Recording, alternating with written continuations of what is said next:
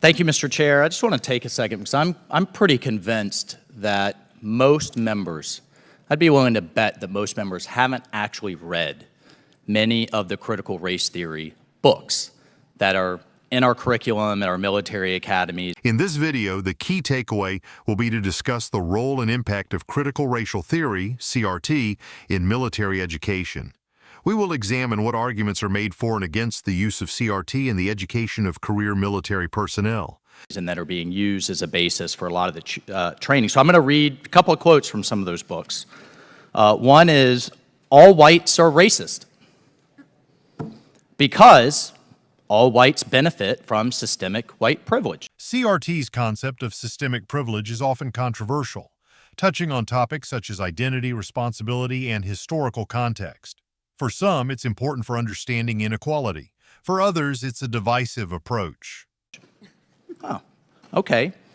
Let's go from the book that's currently today, and I will enter into the record, according to the superintendent, in the West Point curriculum. Without objection, so ordered. Thank you, Mr. Chair. That many critical race theorists and social scientists hold that racism is so pervasive, so systemic, and so deeply ingrained in American society that taking this perspective, no white member of society is innocent. None. First of all, I don't even know how you determine if everyone is white, but that's a separate conversation. But according to these theories, going to our 18-year-old cadets, military members, family members, I'll just do one more. I have a whole list because this one is also, according to white fragility, that a positive white identity is an impossible goal. White identity is inherently racist. White people don't exist outside the system of white supremacy, and therefore this author in particular strives to be, quote, less white so that this author can be less racially oppressive. So, Mr. Chairman, my amendment is very simple. This seeks it will not authorize funds for the teaching. It's very narrow, folks. We've talked a lot about history, about racism. History should be taught. Racism exists. This is talking about critical race theory and the divisiveness of one of thousands of quotes from these materials that I could read you that says the term CRT means a theory that individuals, by virtue of race, ethnicity, color, national origin, bear collective guilt and are inherently responsible for actions committed in the past by other individuals such as race, ethnicity, color, or national origin. Mr. Chairman, I'd also like to enter into the record the op-ed from the Air Force Academy. These were for those who say this just doesn't exist.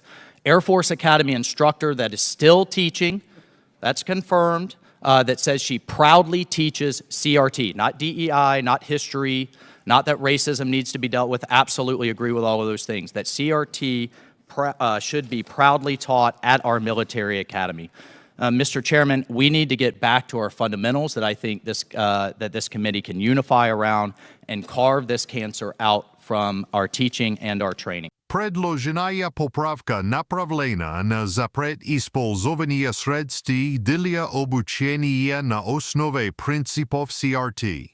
Это подчеркивает стремление некоторых законодателей и исключить определенные идеологические рамки из войных и образовательных учреждений.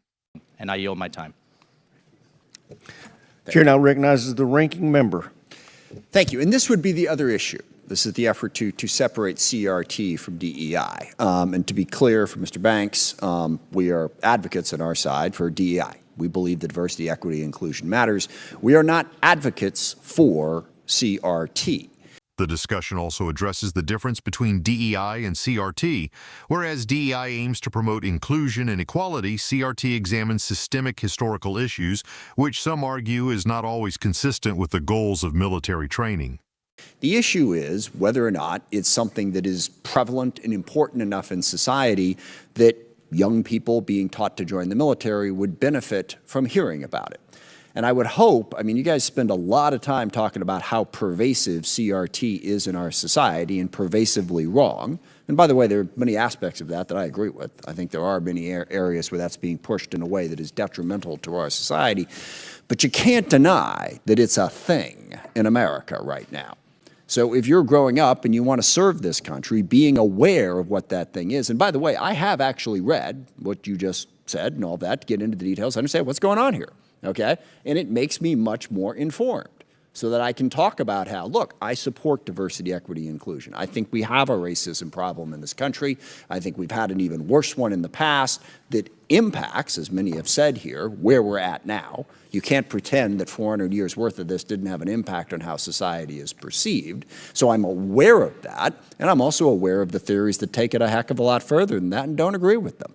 And I do not believe, and this is where the famous conversation between Secretary Austin and Chairman Milley was very misunderstood.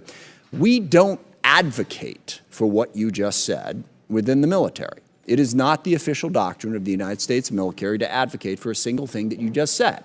Now, is it possible that there are people within the military who do advocate for that? Certainly it's possible, and I think that makes the debate more interesting. But I stand by the statement that the United States military does not advocate for the theories that you just expounded. They do not, and I defy anyone to say otherwise. That is not what the United States military does. So putting forward an amendment that prevents us from discussing something that is a very important part of American society right now, I think undermines the way we are training our United States military. I think to not talk about it now is just as dumb as if we weren't talking about Marxism in the 1970s. It's something that our military needs to talk about. So I oppose this amendment for entirely different reasons than I oppose the ones that go after DEI, but it should be part of an academic discussion in America right now. So I oppose this amendment for those reasons, and I yield back. Gentleman yields back. Chair now recognizes the gentlelady from Michigan, Ms. McLean, for 3 minutes. Thank you, Mr. Chairman. And just an observation, I wonder what the thoughts on the other side of the aisle would be if we changed the word white for black. I wonder if they'd have the same intensity. But with that, I yield the balance of my time to Mr. Waltz. Thank you, Ms. McLean. And Mr. Chairman, just a couple more points. I know we belabored this, but to Ms. McLean's point, I have a biracial son. He's half Arab. Discussions about CRTs and DEIs often touch on personal experiences. Many leaders believe that supporting diversity strengthens the Army because it represents a broader range of perspectives and cultures, which promotes unity and understanding. I don't know. I think if you looked at him, you may label him as white. I'm not sure. I know Mr. Mills has a multiracial background. What we're trying to get away from and get back to are the fundamental tenets of the civil rights movement that actually CRT opposes, number one. And to the ranking member's point, I think this is a critical point. We have a lot of blending between a teaching of history, which the ranking member is advocating for, what blends over into training and instruction. And when you are a young cadet, when you are a young 18, 19-year-old private, and you are being trained to do something or trained that you should think in a certain way, that is dangerously blending into indoctrination. And that's why the amendment is worded in the way that it does. And then finally, this point, because I think this gets lost as well, of yes, we teach communism, that doesn't make it communism. Yes, we teach CRT, I may not agree with it.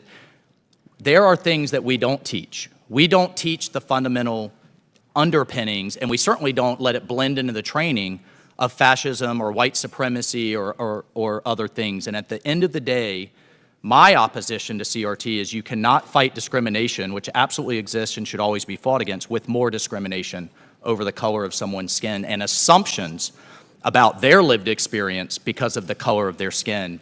We have to move away from it. I encourage my colleagues to support this, and I certainly support the notion that we are spending this time because of the time we spent over the last several years moving in the wrong direction. I yield my time. Gentleman yields back. Chair now recognizes the gentlelady from Alabama. Thank you, Ms. Mr. Sewell, Chair. for 3 minutes. I oppose this amendment. I sat and listened to the last few debates about this subject. You know, as a proud product of Alabama's Black Belt and the member of Congress that represents Alabama's Civil Rights District, Birmingham, Montgomery, my hometown of Selma, Alabama, I couldn't sit and listen anymore without at least stating the facts.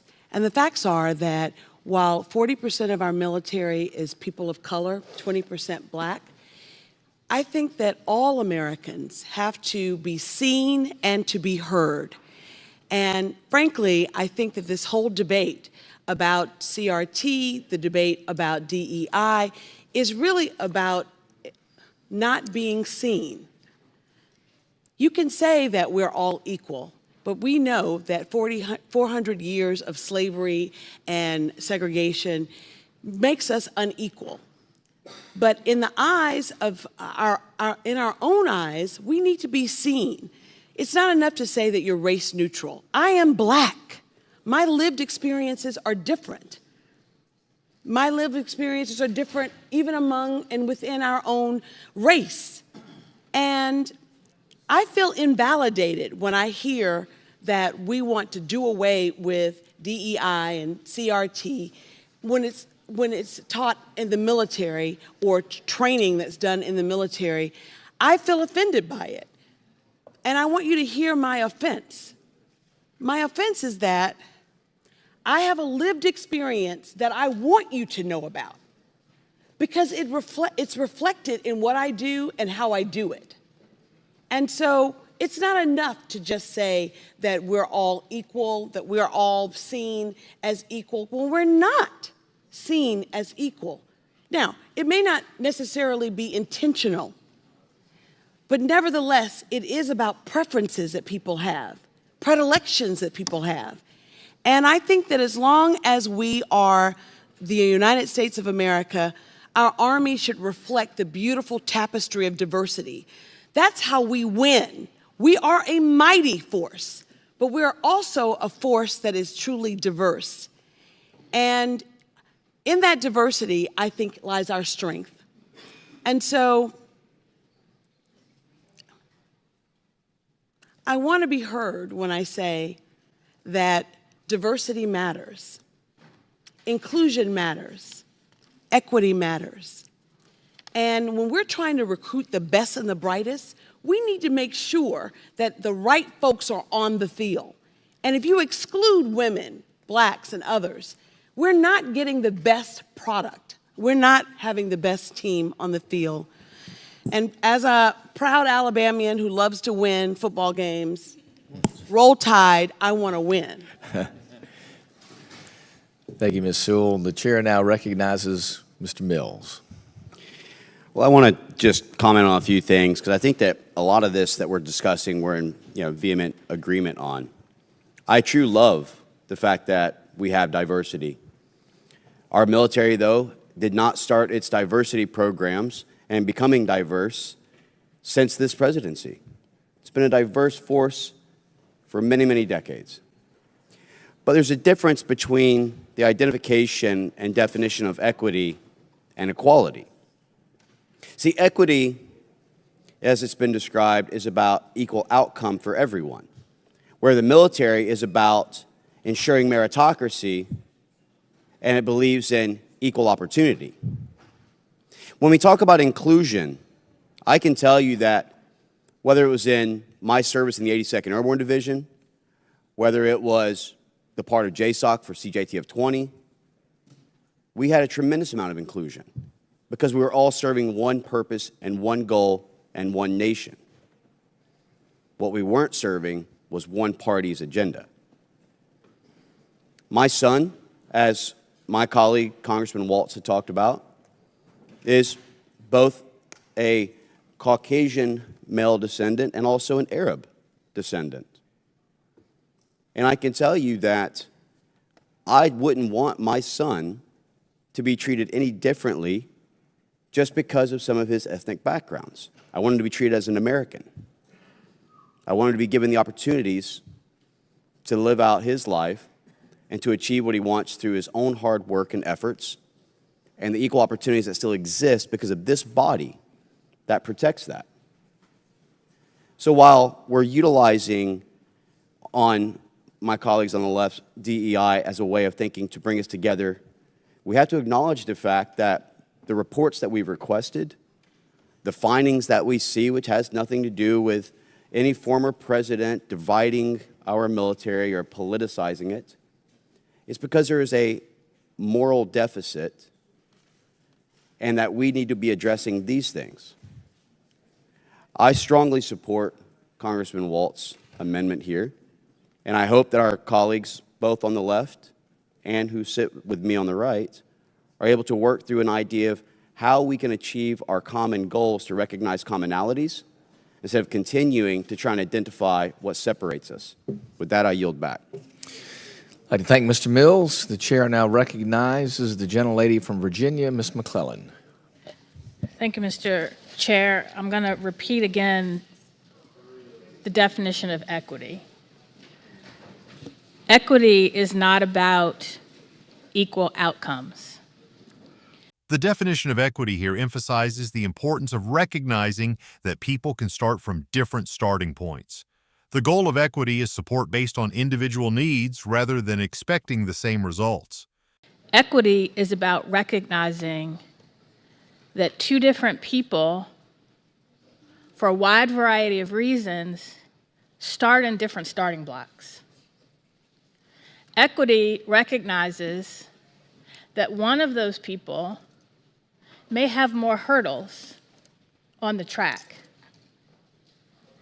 Equity means that you recognize those facts and you meet them where they are to give them what they need to succeed.